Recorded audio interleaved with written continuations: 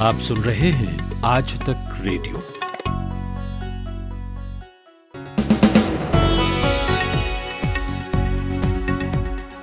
नमस्कार, ये 1 अक्टूबर की शाम का दिन भर है। मैं हूं अमन गुप्ता। हाथरस गैंगरेप केस की पीड़िता के परिजनों से मिलने जा रहे राहुल गांधी को आज रास्ते में ही गिरफ्तार कर लिया गया। इस बीच उनसे पुलिस की धक्का मुक्की भी हुई। अब इस घटना का उनकी राजनीति पर कैसा असर होगा, जानेंगे। बीजेपी ने पदाधिकारियों की नई टीम तैयार की है। इस टीम को तैयार करने के पीछे क्या रणनीति रही और इसमें पुराने लोगों को जगह न देने की वजह क्या है, बताएंगे। इसके अलावा प्रधानमंत्री के लिए आज आए नए हवाई जहाज की खूबियों की बात करेंगे, लेकिन उससे पहले सुनिए मुख्य समाचार प्रतीक वाघमारे से।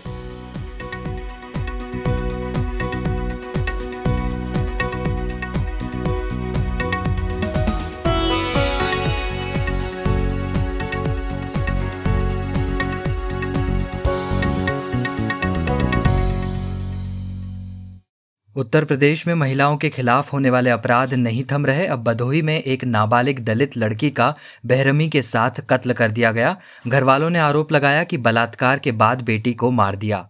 एक्सप्रेस वे के पास राहुल प्रियंका के पैदल मार्च को रोककर दोनों नेताओं को हिरासत में ले लिया गया। इस दौरान कांग्रेस कार्यकर्ताओं की यूपी पुलिस के साथ झड़प हुई। कांग्रेस की ओर से आरोप लगाया गया कि यूपी पुलिस के साथ धक्का मुक्की में राहुल गांधी गिर पड़े और पुलिस ने उन पर लाठियां मारी। राहुल और प्रियंका दिल्ली से हाथरस के लिए रवाना हुए थे। वो पीड़िता के परिवार से मुलाकात करने जा रहे थे। दुनिया में सबसे तेजी से कोरोना संक्रमण भारत में ही फैल रहा है। हर दिन देश में 80,000 से ज्यादा मामले सामने आ रहे हैं।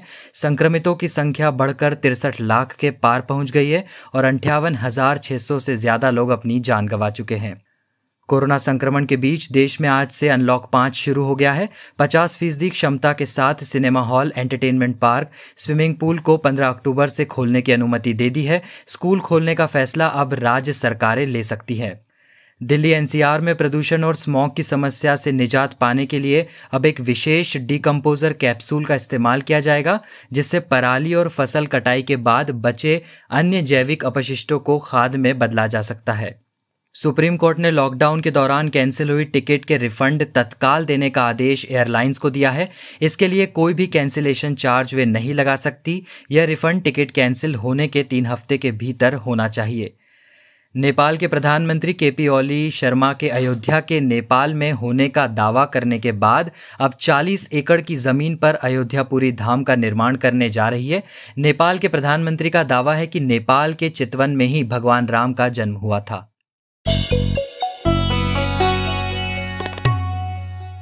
आज जब देश हाथरस में एक लड़की के साथ हुए दुष्कर्म की घटना पर गुस्से में है, उसी बीच महिलाओं के प्रति बढ़ रहे अपराध के मामलों से जुड़े कुछ आंकड़े आए हैं। ये आंकड़े राष्ट्रीय अपराध रिकॉर्ड ब्यूरो यानी एनसीआरबी की ओर से जारी किए गए हैं। इन आंकड़ों के अनुसार देश में हर रोज औसतन 87 दुष्कर्म के मामले सामने आए। महिलाओं के खिलाफ अपराध के 4,05,861 मामले दर्ज किए गए। साल 2008 से तुलना करें तो साल 2019 में महिलाओं के खिलाफ अपराध 7% बढ़ गए हैं। इस बात में कोई संशय नहीं लगता कि 2020 के आंकड़े जब आएंगे तो शायद उनमें और इजाफा हो, क्योंकि अभी हाथरस का मामला शांत नहीं हुआ। एक और गैंगरेप का मामला यूपी के बलरामपुर से सामने आया है। बीते दिन यहां 22 साल की एक कॉलेज की छात्रा कुछ वहशियों का शिकार हो गई। इसमें भी दरिंदगी की इंतहा पार कर दी गई। जानकारी मिली है कि पीड़िता की आंत तक फट गई थी। आखिरकार पीड़िता की मौत हो गई। वहशियों ने पीड़िता के साथ दुष्कर्म करने के बाद उसे रिक्शे पर लादकर घर भेज दिया, जहां थोड़ी ही देर में उसने दम तोड़ दिया। उधर आज हाथरस की पीड़िता की सफदरजंग के अस्पताल से पोस्टमार्टम रिपोर्ट आ गई है। इस रिपोर्ट के मुताबिक पीड़िता की गर्दन पर चोट के निशान हैं, हड्डियां भी टूटी हुई हैं। रिपोर्ट से पीड़िता के साथ किस तरह की दरिंदगी हुई इस बात का तो पता चलता है, लेकिन रेप हुआ या नहीं ये खुलासा रिपोर्ट नहीं करती। हालांकि कहा यह गया है कि मौत का कारण जानने के लिए विसरा को सुरक्षित रख लिया गया है। वहीं इस पूरे मामले में पुलिस का रवैया सवालों के घेरे में रहा है। अब हाथरस के एसपी ने यह कहा है कि रिपोर्ट में रेप की पुष्टि नहीं हुई है। एडीजी प्रशांत कुमार ने भी कहा है कि फॉरेंसिक रिपोर्ट में सीमन नहीं मिला और रिपोर्ट ये कहती है कि पीड़िता का रेप नहीं हुआ। उन्होंने कहा कि गलत जानकारी के आधार पर इस मामले में सिर्फ जातिगत तनाव पैदा करने की साजिश रची गई और जिन्होंने ऐसा किया उनके खिलाफ एक्शन लिया जाएगा।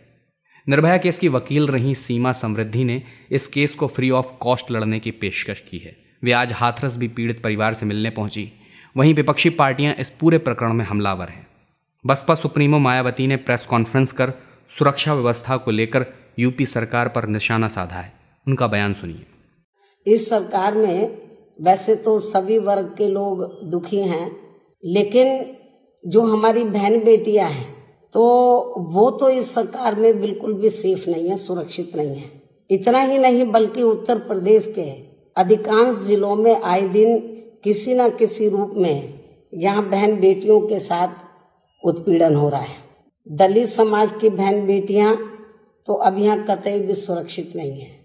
कांग्रेस भी इस मसले पर आक्रामक रुख अख्तियार किए हुए है। राहुल गांधी और प्रियंका गांधी हाथरस गैंगरेप पीड़िता के परिवार से आज मिलने जा रहे थे, लेकिन पुलिस ने रास्ते में ही उन्हें यमुना एक्सप्रेस वे पर रोक लिया। राहुल गांधी को आईपीसी की धारा 188 के तहत गिरफ्तार भी कर लिया गया है। इस दौरान उनके साथ धक्का मुक्की भी हुई। राहुल गिर पड़े, पुलिस की एक आध लाठी भी उन पर पड़ गई। तो यहाँ से राजनीति में राहुल उठे हैं या गिरे हैं, यही मैंने पूछा आज तक.in में एडिटर पाणनी आनंद से। उठना और गिरना सापेक्षता के आधार पर होता है राजनीति में। बिल्कुल गिर के उठे हैं आज। ये गिरना जो है वो सियासत के रास्ते में उठने के लिए सबसे सही अवस्था होती है। दोनों लोग आज निकले। फिलहाल ऐसा लगता है कि राज्य की सरकार के लिए ये इतना बड़ा चिंता का सबब नहीं है, लेकिन कांग्रेस के लिए ये एक अच्छी खबर है कि ये निकले और ये गए। कार्यकर्ताओं पे लाठियां चली, ये गिरे, और गिरना राजनीति में हमेशा उठने का द्योतक होता है। तो राज्य सरकार के लिए चिंता का सबब इसलिए तत्काल नहीं है क्योंकि राज्य सरकार का पहला मुकाबला कांग्रेस से नहीं है। राज्य सरकार का मुकाबला राज्य में समाजवादी पार्टी और बहुजन समाज पार्टी से रहा है। अगर संख्या बल और विधायक सांसद के हिसाब से देखें, कांग्रेस नगण्य रही है, धीरे धीरे वहां पे पांव पसार रही है। जितना पांव पसारेगी उतना ही बाकी दलों को कमजोर करेगी। तो इसलिए राज्य सरकार के लिए बहुत चिंता का सबब नहीं है। ये चिंता का सबब है बाकी क्षेत्रीय दलों के लिए, और ये एक अच्छी खबर है, एक एक्टिव खबर है। और राजनीति में जिस तरह के विपक्ष की आवश्यकता होती है, अपेक्षा होती है, वैसे संकेत हैं जो कि राहुल गांधी और प्रियंका गांधी ने दिए। पाणनी जी, ऐसे मुद्दों पर अगर हम देखें तो राहुल का रुख यदा कदा ही ऐसा दिखता है, इसमें निरंतरता क्यों नहीं दिखती?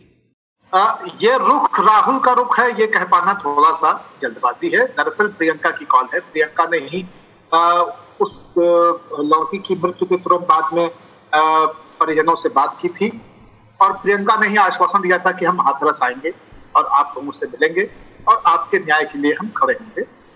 प्रियंका आज जा रही थी, प्रियंका के जाने का ही कार्यक्रम था। राहुल उसमें उनके साथ शामिल हो गए।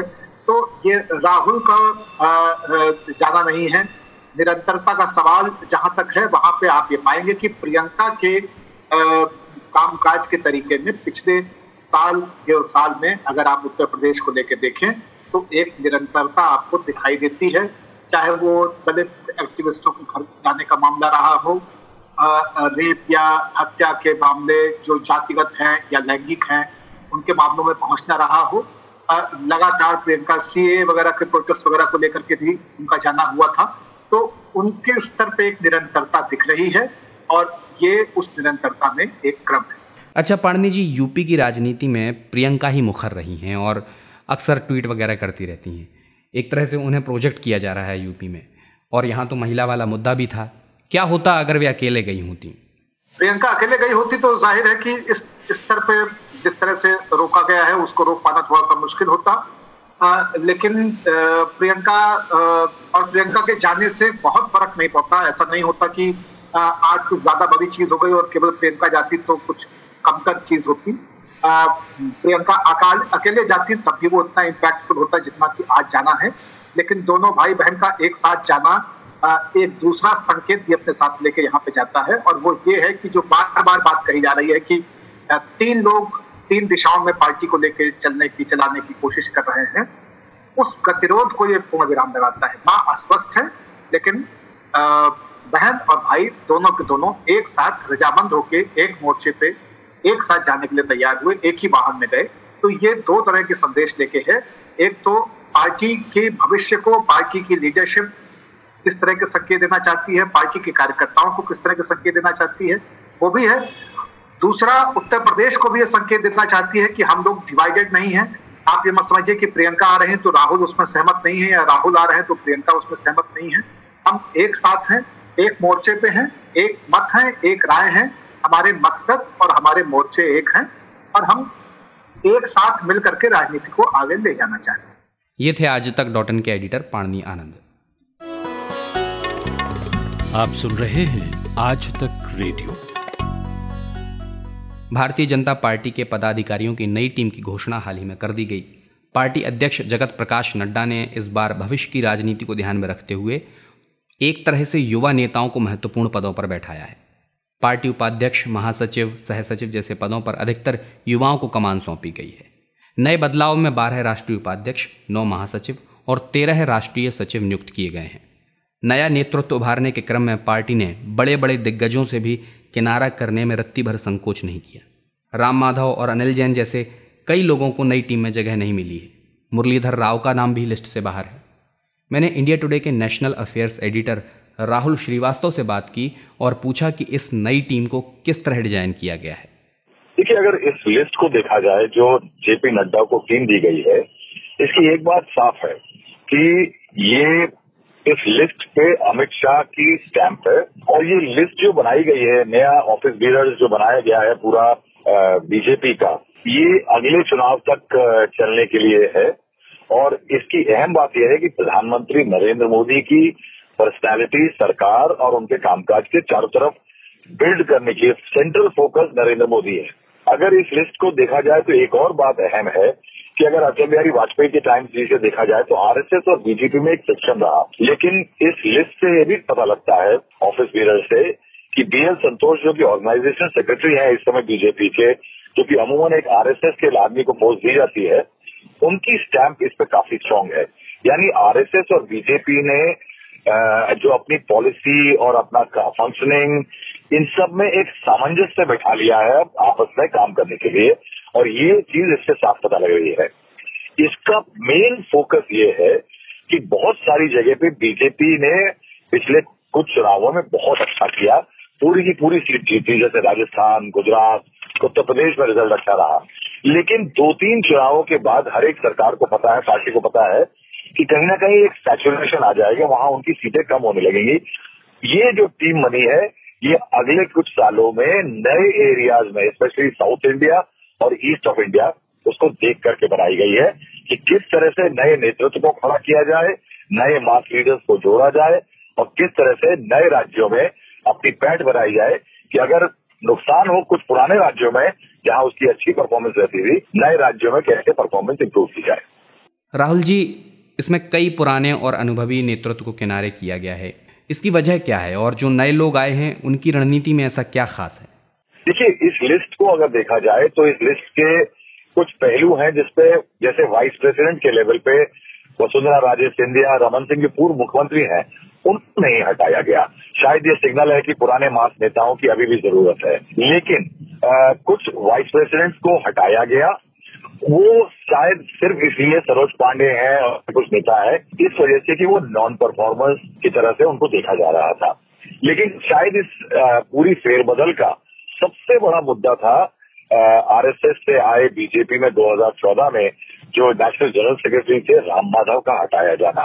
राम माधव आरएसएस से बीजेपी में आए, ये आरएसएस के जाना पहचाना चेहरा थे, स्पोक्स पर्सन थे, मीडिया हैंडल करते थे, और यहाँ आने के बाद अगर आप देखिए तो कश्मीर में पीडीपी के साथ सरकार बनाने और उसके बाद के नेगोशिएशन में राम माधव ने अहम रोल प्ले किया। नॉर्थ ईस्ट में नागालैंड जैसे राज्यों में, त्रिपुरा, इन सब जगह पे राम माधव का काफी बड़ा हाथ रहा, लेकिन उसके बावजूद उनको हटाया गया।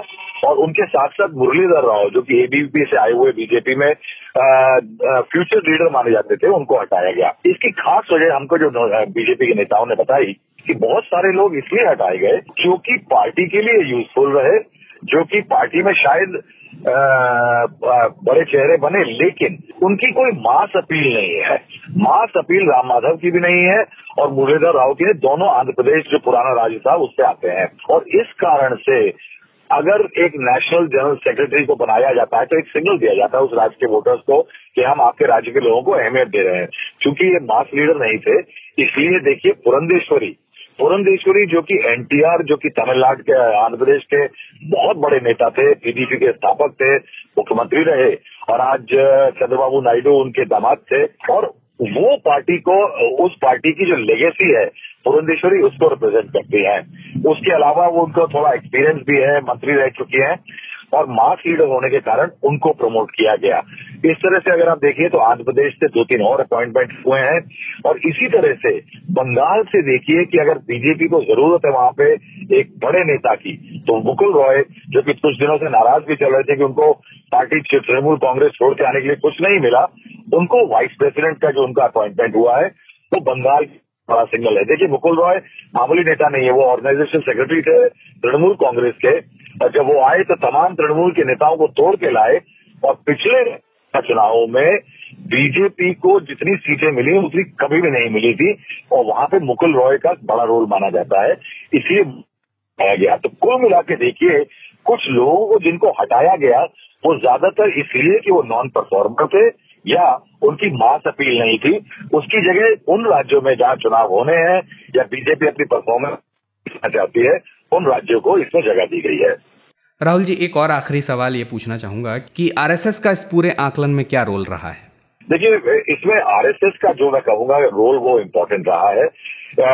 अगर बीएल संतोष जो कि ऑर्गेनाइजेशन सेक्रेटरी, जो कि एक आरएसएस के सदस्य हैं, बीजेपी के नेशनल ऑर्गेनाइजेशन सेक्रेटरी हैं, उनका एक अहम हाथ रहा है इस पूरे आकलन में और आरएसएस के फीडबैक को बीजेपी से सामंजस्य बिठाने में। और इसीलिए आप देखिए तो तेजस्वी सूर्या जो है बंगलौर से, कर्नाटका से सांसद हैं, जो कि एक भड़काऊ भाषणों के लिए कुछ दिनों पहले जाने जाते थे, कंट्रोवर्सीज के लिए जाने जाते थे, उनको बीजेपी युवा मोर्चा का अध्यक्ष बनाया गया है। इसी तरह से राम माधव वगैरह की अगर पटरी नहीं बैठती थी बीएल संतोष से तो उनकी चली है। कुल मिला के कहेंगे कि इस पूरे प्रकरण में, पूरी फेरबदल में कहीं ना कहीं आरएसएस और बीजेपी, नरेंद्र मोदी और आरएसएस, इन सब के बीच में एक अच्छा तालमेल दिख रहा है। ये थे इंडिया टुडे के national affairs editor Rahul Shrivastava. कमाते हैं लेकिन बचा नहीं पाते, बचाते हैं तो उससे कमा नहीं पाते। शेयर की चाल, निवेश का हाल, बाजार का तमाशा, इकोनॉमी की भाषा, बॉन्ड, बीमा, सोना, चांदी, सबकी होती है बात। बचाते रहो नारे के साथ। हर शनिवार मैं यानी नितिन ठाकुर आपकी मुलाकात कराऊंगा आपके मनी मैनेजर से। प्रधानमंत्री नरेंद्र मोदी के लिए अमेरिका में तैयार विशेष विमान बोइंग 777-300 आज दोपहर 3 बजे दिल्ली हवाई अड्डे पर उतर गया। ऐसा ही एक विमान और भी आना है। इन विमानों का इस्तेमाल प्रधानमंत्री के अलावा राष्ट्रपति और उपराष्ट्रपति करेंगे। अभी तक PM Air India 1 call sign से बोइंग 747 इस्तेमाल करते रहे हैं। पहले ये विमान 25 अगस्त को भारत आने वाला था, लेकिन तकनीकी कारणों से इसका भारत आना स्थगित कर दिया गया। इससे पहले इनकी आपूर्ति जुलाई महीने में होनी थी, लेकिन कोरोना वायरस महामारी के चलते इसे आगे टाल दिया गया। इस प्लेन से जुड़ी ज़्यादा जानकारी के लिए मैंने अपने साथी कुलदीप से बात की। कुलदीप, पहला प्लेन आ गया है, कब इसका ऑर्डर दिया गया था और खर्च कितना आया इस पर? देखिए, ऐसा है कि 3 वीवीआईपी प्लेन जो देश के प्रधानमंत्री, देश के राष्ट्रपति और देश के उपराष्ट्रपति के लिए हैं, इनको बनाने का ऑर्डर नरेंद्र मोदी की जब पहली सरकार थी 2014 से 19 वाली, उसी कार्यकाल में अमेरिका की जो मशहूर विमान कंपनी है बोइंग, उसको दिया था। इसकी डिलीवरी जो है वो जुलाई में ही होनी थी, लेकिन वो कोरोना वायरस पैंडेमिक की वजह से उसमें देरी होती गई। तो अब इन 3 में से एक वीवीआईपी कस्टम तरीके से जो बनाया गया वीवीआईपी प्लेन है वो आज दिल्ली आ गया। B777 बोइंग प्लेन इसको कहते हैं। ठीक ऐसा ही एक और प्लेन आने वाले कुछ दिनों में आ जाएगा। ये जो प्लेन थे ये पहले एयर इंडिया की कमर्शियल फ्लीट जो है उसका हिस्सा थे कुछ महीनों तक, 2018 में। उसके बाद इन्हें वापस बोइंग को दे दिया गया ताकि वो इसको नए सिरे से कस्टम चेंजेस कर सकें, वीवीआईपी ट्रैवल के अनुकूल बना सकें। 2 प्लेन्स की कीमत सामने आई है जो अधिकारियों ने बताई है कि 2 प्लेन्स में करीब भारत सरकार के 8400 करोड़ रुपए खर्च हुए हैं, 8400 करोड़ रुपए। कुलदीप, इस प्लेन की खासियत क्या क्या है? बिल्कुल, देखिए खासियत, बहुत सारी खासियत है। खासियत नहीं होगी तो पैसे काय बात के लिए। तो ये B777 जो प्लेन है इसमें मिसाइल डिफेंस सिस्टम होगा, मतलब कि किसी विशेष परिस्थिति में अगर कोई मिसाइल से हमला करने की कोशिश की जाती है इन प्लेन्स पे, तो डिफेंस सिस्टम इसमें लगाया है, मिसाइल को सही समय पर वो डिटेक्ट करके उससे अपनी रक्षा करने में सक्षम होगा। दूसरी बात यह है कि ये जो प्लेन्स होंगे इनको एयर इंडिया के पायलट नहीं चलाएंगे, एयरफोर्स के पायलट चलाएंगे, इंडियन एयरफोर्स के। अभी जो व्यवस्था है उसके तहत राष्ट्रपति, प्रधानमंत्री और उपराष्ट्रपति वो एयर इंडिया के B747 प्लेन्स में उड़ते हैं, जिन्हें एयर इंडिया के पायलट्स उड़ाते हैं। और जब इन प्लेन्स में प्रधानमंत्री, राष्ट्रपति नहीं उड़ रहे होते हैं, तब इन्हीं प्लेन्स का इस्तेमाल कमर्शियल ऑपरेशंस के लिए भी एयर इंडिया करती रही है। लेकिन अब जब कस्टम मेड B777 प्लेन आ जाएंगे, एक आ गया है, एक और आने वाला है, उसके बाद इनका इस्तेमाल कमर्शियल ऑपरेशंस के लिए नहीं होगा। इनको हमेशा के लिए सिर्फ प्रधानमंत्री, राष्ट्रपति और उपराष्ट्रपति की यात्राओं के लिए रखा जाएगा। तो इस प्लेन की और ख़ासियत ये है कि एक बार में ये 13,649 किलोमीटर तक का सफ़र बिना रुके तय कर सकता है और ये 900 किलोमीटर प्रति घंटे की स्पीड से उड़ान भर सकता है। 242 फुट लंबा ये प्लेन है, यानी अगर 2 बास्केटबॉल कोर्ट आप जोड़ दें तो उतनी इसकी लंबाई है। इसमें मिड एयर रिफ्यूलिंग की भी क्षमता है, यानी हवा में उड़ते वक्त ही अगर कभी ऐसा लगे कि ईंधन कम हो रहा है तो हवा में उड़ते हुए ही ईंधन भरा जा सकता है इसमें। विमान के अंदर का रंग रूप कैसा होगा अभी इसकी बहुत ज़्यादा जानकारी नहीं मिली है, लेकिन जो VVIPs के लिए जो जहाज़ बनाए जाते हैं आमतौर पर उनमें ऑफिस स्पेस होता है, कॉन्फ्रेंस रूम होता है, मेडिकल रूम होता है, इमरजेंसी रूम होता है, प्राइवेट स्वीट होता है, पर्सनल बाथरूम वगैरह होते हैं। तो ये सारी सुविधाएं हम मान सकते हैं कि इसमें भी होंगी। इसके अलावा ऑफिस स्टाफ, सिक्योरिटी और मीडिया कर्मियों के लिए, पत्रकारों के लिए बैठने की अलग से जगह होती है, तो वो भी हो सकता है वो भी इसमें हो। अभी अंदर की डिटेल्स आई नहीं हैं, वो भी आ जाएंगी।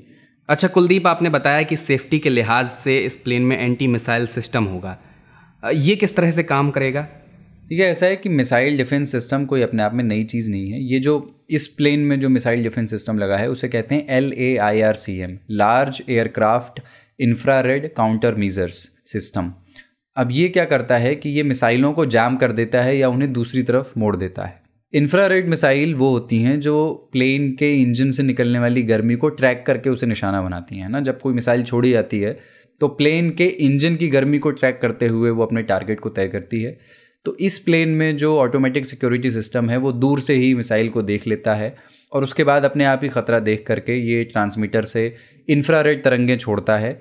ये वेव्स क्या करती हैं कि ये उस मिसाइल को जैम कर देती हैं या उसकी दिशा को मोड़ देती हैं। इसके अलावा एक और चीज़ अमन, इसमें सेल्फ प्रोटेक्शन सूट भी लगा है, यानी कि इससे प्लेन अपना बचाव खुद ही करने की क्षमता रखता है। रडार को भी ये जैम कर सकता है और US प्रेसिडेंट का जो प्लेन है जिसकी बड़ी चर्चा भी होती रहती है उसमें भी ये सिस्टम लगा है। आपको याद होगा अमन, फरवरी में जब डोनाल्ड ट्रंप भारत दौरे पर आए थे तो उनकी हर अदा के साथ जिस एक चीज़ की खूब चर्चा हुई थी वो उनके प्लेन की भी हुई थी, जिसे कहते हैं एयरफोर्स 1। तो ये अमेरिकी प्रेसिडेंट का एक स्पेशल प्लेन होता है। तो उसी तरह से अब भारत के प्रधानमंत्री, राष्ट्रपति और उपराष्ट्रपति के पास भी एक ऐसा प्लेन होगा। इसे एक अभेद्य किले की तरह आप मान सकते हैं। सोशल मीडिया पर भी बहुत सारे लोग इसी बात को लेकर के खुशी जाहिर कर रहे हैं कि अब हमारे देश के प्रधानमंत्री के पास भी अपना कस्टमाइज्ड प्लेन है यात्रा का और जिसके अपने फीचर्स हैं। बहुत लोग इसे गर्व से जोड़कर देख रहे हैं, पर बहुत लोग ये भी कह रहे हैं कि ऐसे दौर में जब GDP बहुत बुरी हालत में है, टाइमिंग की बात होती है। इस प्लेन को बनाने का ऑर्डर पहली सरकार में दिया गया था नरेंद्र मोदी की, लेकिन जब ये डिलीवरी हो रही है तो ये ऐसा दौर है कि भारत की अर्थव्यवस्था बहुत मुश्किल दौर से गुजर रही है और पूरी दुनिया की अर्थव्यवस्था। तो GDP जब बुरी तरह गिर रही है तो बहुत लोग ये भी लिख रहे हैं कि हमें इतिहास से सीखना चाहिए कि कैसे VVIP ट्रांसपोर्टेशन को सस्ता करके लोगों ने अपने जो फिस्कल डेफिसिट हैं उस पर थोड़ी सी लगाम लगा पाए हैं कुछ देश। तो ये जो पूरा आर्ग्यूमेंट है कि VVIP ट्रैवल पर अब समय के साथ खर्च कम से कम होना चाहिए, ये आर्ग्यूमेंट भी आज लगातार देखने को मिल रहा है। ये थे आज तक रेडियो के हमारे साथी कुलदीप। तो अब वक्त हो चला है आपसे विदा लेने का। आज तक रेडियो के कार्यक्रम दिन भर में इतना ही। इस कार्यक्रम के लिए साउंड मिक्सिंग की थी हमारे साथी कपिल देव सिंह ने। आज तक रेडियो के पॉडकास्ट के लिए आपका कोई भी सुझाव है, कोई भी शिकायत है तो बेझिझक आप हमें radio@aajtak.com पर ईमेल कीजिए। हर ईमेल को हम ध्यान से पढ़ते हैं, आपके सुझावों पर हम गौर करते हैं, आपकी शिकायतों को ध्यान में रखकर हम सुधार करते हैं। इसके अलावा पॉडकास्ट के तमाम ऑडियो OTT प्लेटफॉर्म्स पर भी हमारी मौजूदगी है, वहां जाकर आप हमें सब्सक्राइब कर सकते हैं ताकि आज तक रेडियो के पॉडकास्ट को आप आसानी से सुन सकें। अमन गुप्ता के साथ थे आप, इजाज़त चाहूँगा। नमस्कार।